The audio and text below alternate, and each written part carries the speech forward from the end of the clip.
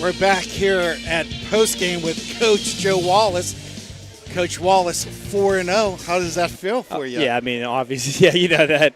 After all, we always are scratching and clawing, and we were today too. I mean, that team, they disrupted us.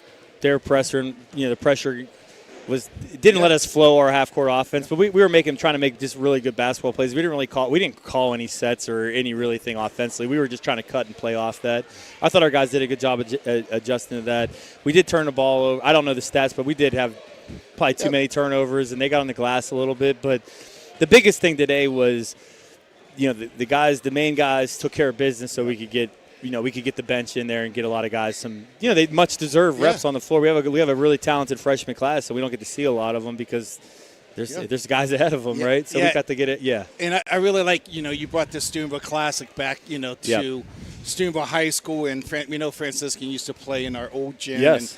And even tonight, this late evening here, just special with Josh Zimmerman, if you want to talk about him a little bit. I mean, that was pretty nice by Commissioner Timmons. Yeah, it was nice to be. I mean, for him to play one last game here, and he he probably was playing with too much emotion there. He wasn't himself, but I get it. Yeah, he deserves it. I mean, a kid that, his whole story and playing here and being on the hilltop with us now, graduating, working on his master's degree. I mean, the kid's. He's special. Yeah. So we had to honor something for him, and we just, from us, even people in town, how much people really appreciate what he's done for this community, and he really has, and he doesn't even understand it half the time of maybe, what the ripple effect is of a Josh Zimmerman and showing some young kids from this area what you can do in your life. And I think Josh and with your other players, they set such a great example of being unselfish. Yeah. I mean. And it's easy to say a team's unselfish, but, man, when you're out there playing, your team loves to share the basketball. You got kids playing different roles. How's that come about? Is it just from their experience? Is it having the stability of your coaching staff that you guys been together for so long? It's a thing. Like, it's someone's like, what's different right now with this team? You guys are undefeated and stuff like that. I mean, everything we've been trying to coach in this program and like the habits and our culture is always kind of, it's always been hammered. Yep. We just have a really great group of leaders that have been around us, and then we have younger guys that have been following suit. And they just, they understand that's what, we talk a lot about doing things like the hard way. Yes. Right, and the hard way is being unselfish. The hard way is if you miss a layup and you got to sprint back on transition defense. And that's like something we just pound into our group.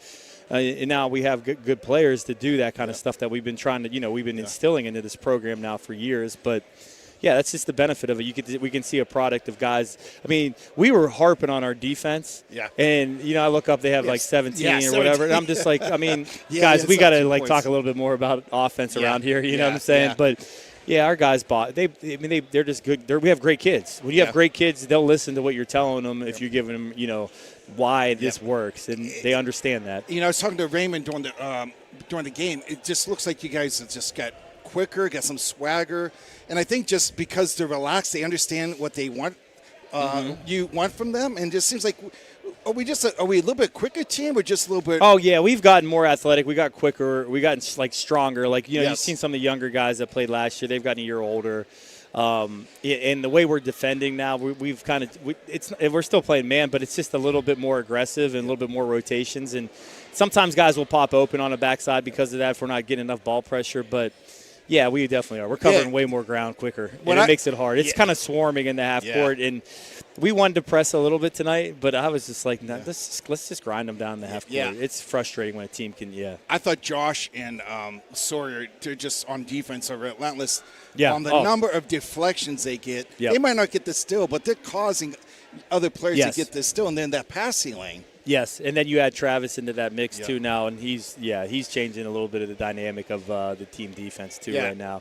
But you talk about Sawyer and Josh, they're our leading scorers, but they play their butts off defensively. That's where everything is, and that's who we are though. And that's why they fit with who we are, because that's what everything's about. And Travis Zimmerman just had a really good first half. Yeah.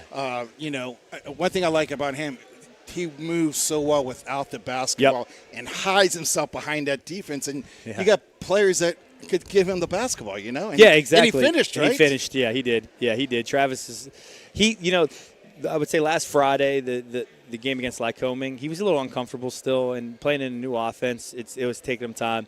The second half against Hilbert, we could see him being him, and then we saw that Tuesday night and tonight. I mean, he's becoming who he's supposed to be. Yeah. And you know, you played 2 Penn State teams. One thing I noticed about the Penn State teams, both teams were really well coached, and yeah, they were, and they ran a really good offense that made you play defense. You had to play defense. Yeah. You had to jump to the ball. You had to hedge. You had to all that stuff. Because they were. I mean, it was nonstop, and there was a lot of misdirection, like the back screens and the pop, and then they would dribble at you, try to back cut and pop. I mean, they put a lot of pressure on our defense there.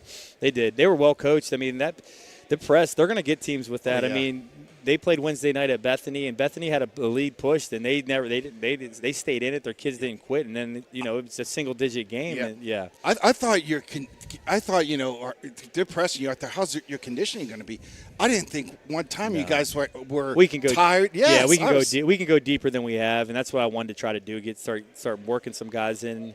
I thought Nate Richards, after that first spell in there, really woke up and was handling the basketball.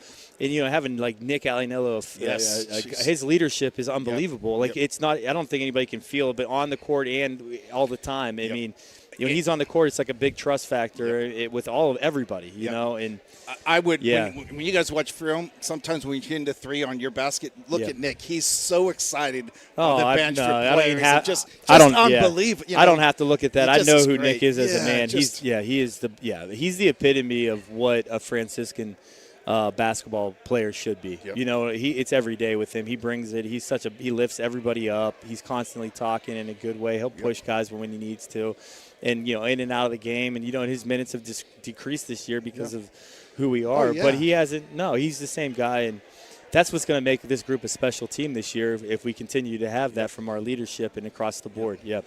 And I definitely want you to enjoy this win, but I know I'm pretty excited for the first conference game here on Wednesday against W&J. They're currently 2-1. They've been off since last Tuesday. And, how you feel going back on campus in pack play? Good. Yeah. It's always. I was kind of a little nervous about this today. I was like, why did I do this? We just played really well at home. But you know what I'm saying? I told our guys today, and how we play is we're built to play anywhere, right? It doesn't matter where the gym, the environment, because it just comes down to our habits and our bases of everything we're about. But the place will be wild Wednesday night. It really will be. And this place filled up nicely. I mean, a lot of students came in a little late, like always, but they were loud. And, it was a great environment. That's what I told our guys beforehand. I was like, there's not a lot of – and this is not me. It's not any – it's Steubenville, right? No one else in our league can do something like this and go off and play somewhere and anybody would care about it. But it happens here because – people will care about it, and it's a good thing. And, you played 4 games, 4-0. You think about it. You've played 1 traditional home game. Yeah. So you've been kind of in adverse situations already beginning. You went pretty far to Buffalo. You had to travel. It's not like you have great accommodations, D3 basketball, right? So you make the most of it, right? The travel, and you're playing back-to-back games, and you win that championship, right? You win that championship, and then you come back home. You have to give the kids a break. Then you come here, and this was nice. It's nice. It's nice. Yeah. As long as you don't want to get I just want to worry about the game, right? Yeah, exactly. And I was trying to make sure that, and I felt like, Josh got it. You could tell he was a little bit. And I get it. It's like a lot of emotion hitting you of like what you've, what you accomplished, what you're trying to do, and Well, Wednesday will be nice. Yeah, it will be. I mean, W&J is really good. But Wednesday, I mean, I think our guys will be ready for this next step, and we'll go from there. And and.